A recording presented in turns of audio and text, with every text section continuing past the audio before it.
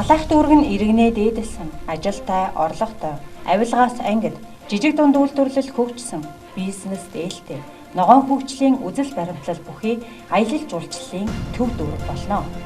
Энэхүү эрхэм зорилгын хүрээнд дүүргийн иргэдийн төлөөлөгчдийн хурал засаг даргын тамгын газраас 2019 оныг иргэдийн оролцоотой хөгжлийн төлөө ураа дэвшүүлэн бодлого зорилттой амжилттай хэрэгжүүлж ажиллаж байна.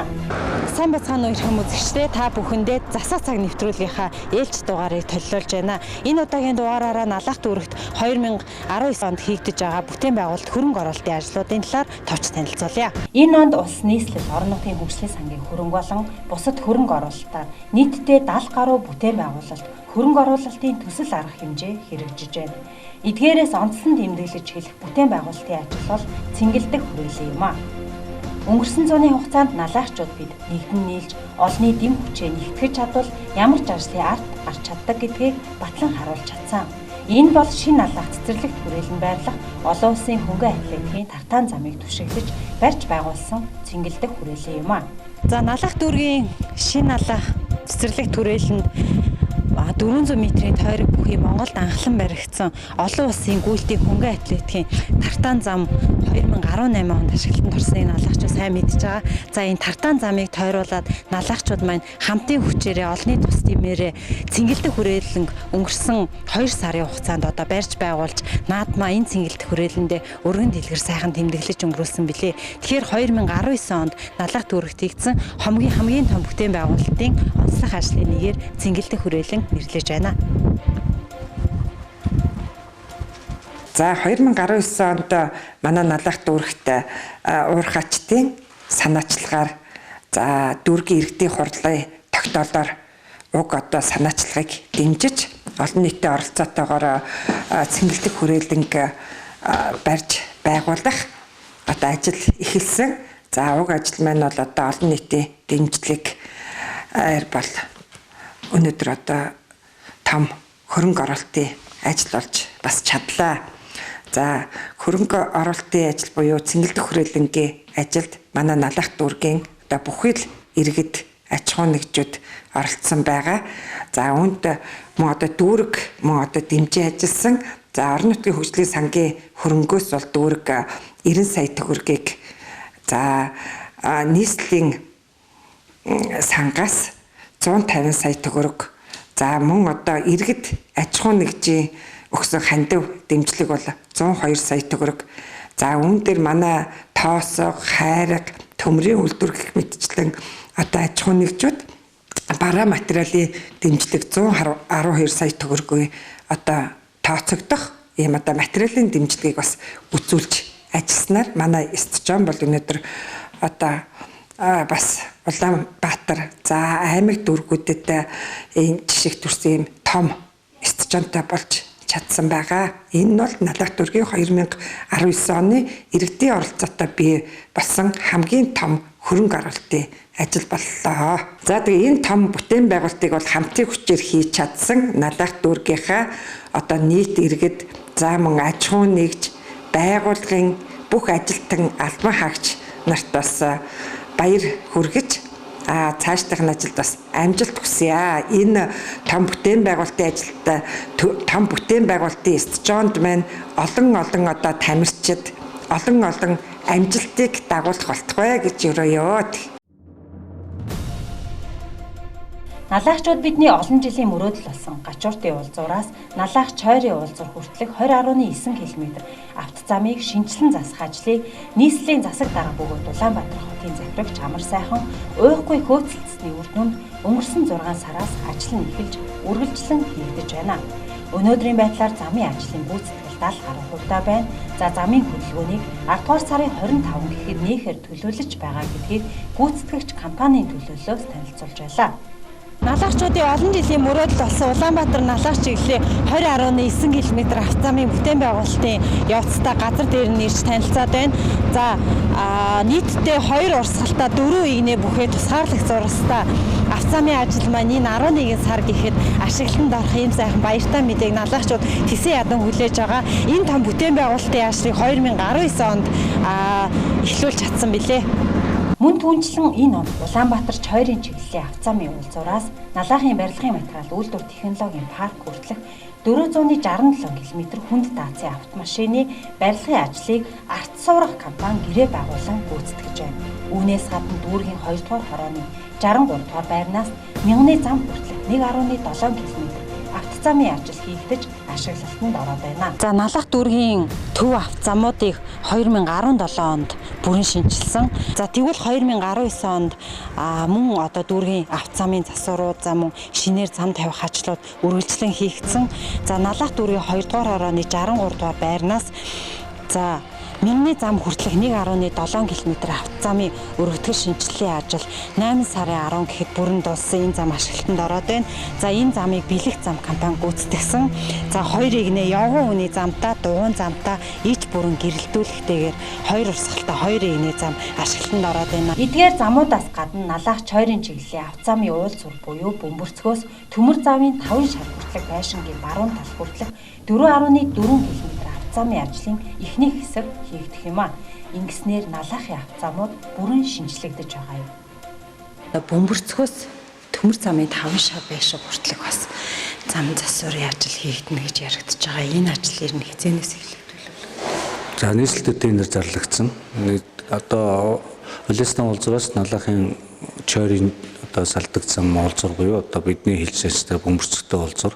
Тэр уулзуураас наашаа тосгуулаад уурхачдын 1-р гудамжаар ороод одоо энэ Буян Налаах уурхачдын 1-р гудамж одоо Төмөр замын 5 шар байшин хүртэлх энэ автозам маань бол одоо 4 игнэ болох хэвээр энэ тендерийн ажлыг нийслэлээр зарлагдаад явж байгаа. 2019 онд улсын төсвийн хөрөнгө оруулалтаар 7 дугаар хороонд 700 хүний судалтай спорт цогцлбарын барилгын ажил хийгдэж байна. Одоогоор 70 гаруй хувийн ажлын гүйцэтгэлтэй гадна дулаан, цэвэр бохир усны шугам болон дотор заслын ажлууд хийгдэж байна. Ер нь одоо яг энэ спорт цогцлбар нийт одоо дүнгээрээ хэд орчим хувийн гүйцэтгэлтэй явж байна? За нийт гүйцэтгэлүүд одоогийн байдлаар бол 87% гүйцэтгэлтэй. Эдгээр ашиглалтын хувьд за яг ашиглалтанд өгөх хугацаа бол бид нэр яг графикийн дагуу 11 сарын 30 гэж үзэж байгаа. Тийм. Графикаас бол хоцорсон тийм зүйл бол одоогийн байдлаар байна. 2019 онд боловсролын салбарын хувьд бүтээн байгуулалтын ажил ундарсан жил болж байна.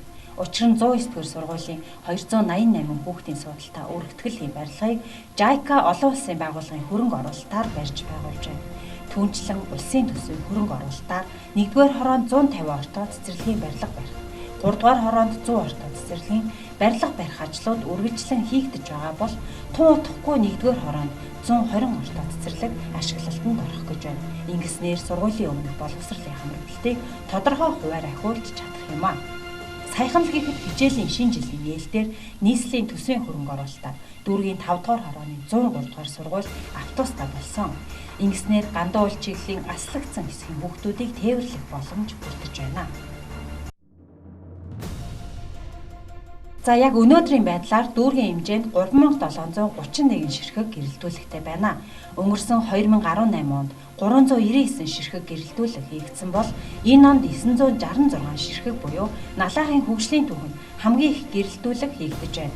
Нийтийн эзэмшлийн автозам, шинэ хийгдэж байгаа явган зам дагуу 575 ширхэг гэрэлтүүлэг хийхээр төлөвлөгдсөн бөгөөд одоогоор гэрэлтүүлэг өгсрэлтийн ажил 70 гаруй хувьтай явагдаж байна. За 2019 онд гэх юм бол энэ жил бол нэлээд онцлог жил болж байгаа. За дүүрэгт маань бүтээн байгуулалтын чиглэлээр нэлээд том хөрөнгө оруулалтууд хийгдэж байгаа. Дээрээс нь одоо энэ гэрэлтүүлгийн ажил гэх юм бол энэ ондоо бид нэр 1000 гаруй гэрэлтүүлэг хийгдэж байна. За үүнээс болохоор 575 ширхгийг бол орон нутгийн хөгжлийн сангаас за 469 сая төгрөгийн гүйцэтгэлтэйгээр хийж байгаа.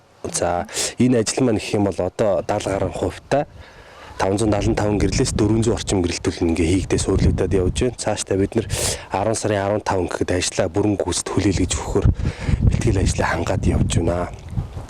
За энэ жил гэх юм бол налахын хэмжээнд байхгүйгээр гэрэлтүүлгийн тоо хэмжээ нэмэгдэж байгаа. За 18 оны төгсгөлөөр гэх юм бол 2700-аад гэрэлтүүлэг байсан. За энэ жил одоо 1000-аар нэмэгдэж байна гэхээр одоо 3700 орчим гэрэлтүүлэг хийгдэж байна. Энэ онд гэхэд одоо 7 хороонд 575 ширхэг гэрэлтүүлгээ жигд хуваарлаж байгаа. За дээрэс нь нийслэлийн орон нутгийн хөгжлийн сан, нийслэлийн төсөв гээд 500 гаруй гэрэлтүүлэг бас нэмэгдэж байгаа. Энэ гэрэлтүүлгүүд маань 4 болоод 3 дугаар хороонд голцоо тавигдсан. За 100% гэрэлтүүлэгтэй болж байгаа газар гэх юм бол налах дүүргийн 3 дугаар хороо бол 100% гэрэлтүүлэгтэй болж байгаа. За дээрэс нь бус ороонууд маань бол жигд одоо хуваарлагдаад жиг тавигдаад явж байгаа. Энэ дээр гэх юм бол 4 дахь юм бол 7 дугаар хороо гэхэд 161, 1 дугаар хороо гэхэд 150. За 2 дугаар хороо гэхэд 100 гарна. За гордок буюу 6 дугаар хороо маань гэхэд 90 гаруй гэрэлтүүлэг гэдэг ингээд жигд хийгдэд явж байгаа. Дүүргийн хэмжээ нийт 326.4 сая төгрөгийн хөрөнгө оруулалтаар 8 байршил явган зам тавих ажил хэрэглэгчдэд үйлчлэх төвөөс хүүхэд гэр бүлийн хөгжлийн төв хүртэл онцгой байдлын хилцээ ард талаас 119 дугаар сургуулийн хойд тал хүртэл алтан хишиг шин тосгоны гүүрээс хорооны 1 цагийн байр хүртэл 5 дугаар хороо нисэх хотхон Бадрлын хэсгийн урд талд Нарлахын хэсгийн гол гудамжаар Динжин хэсэг төл худалдааны төвөөс 152 дугаар цэцэрлэг хүртэл соёлын ордны 2 хажуу талаар гэсэн нийтдээ 8 байршил явган хүний зам хийгдэх юм а.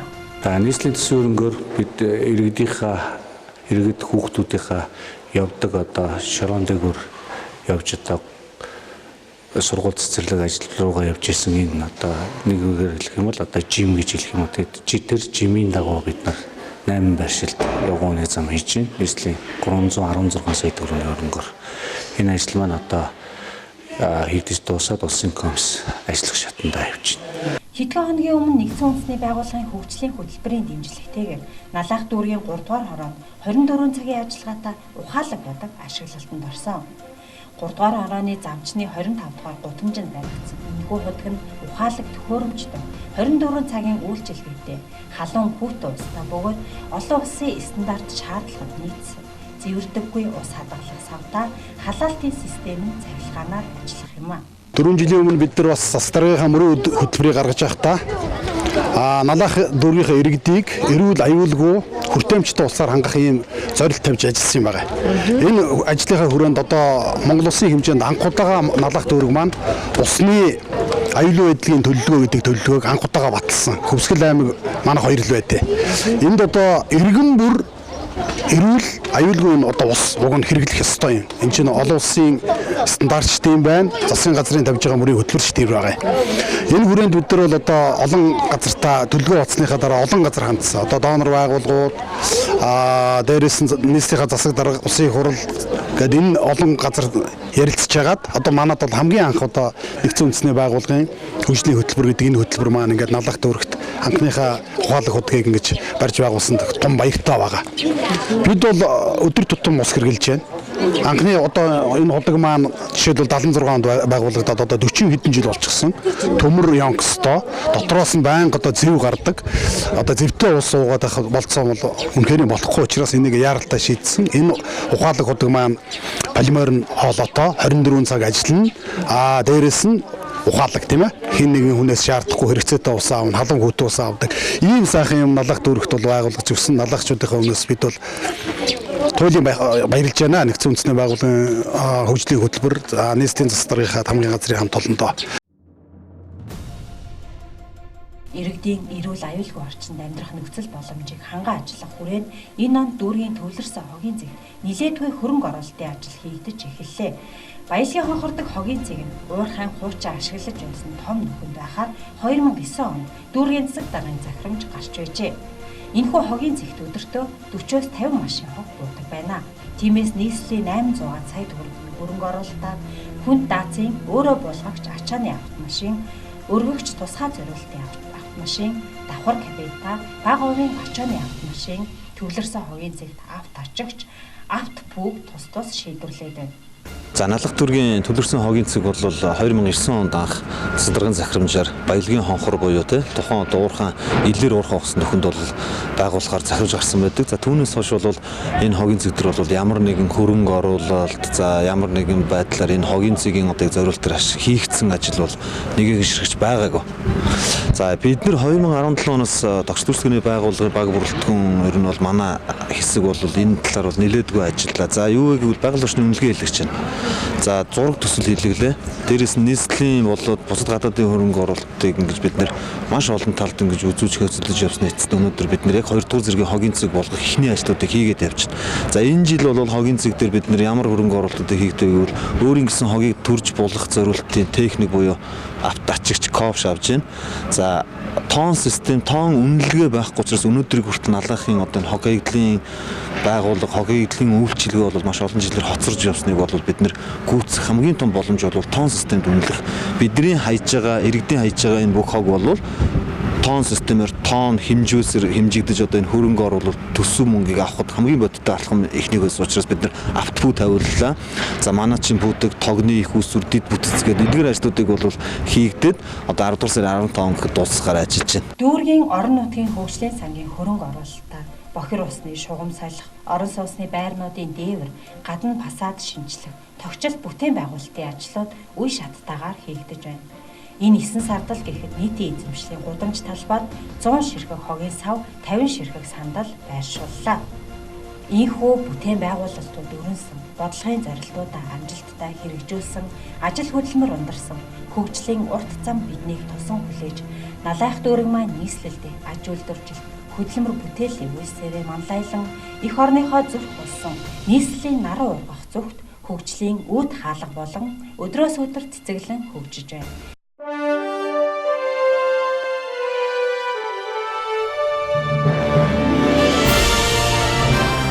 Иргэдийн оролцоотой хөгжлийн төлөө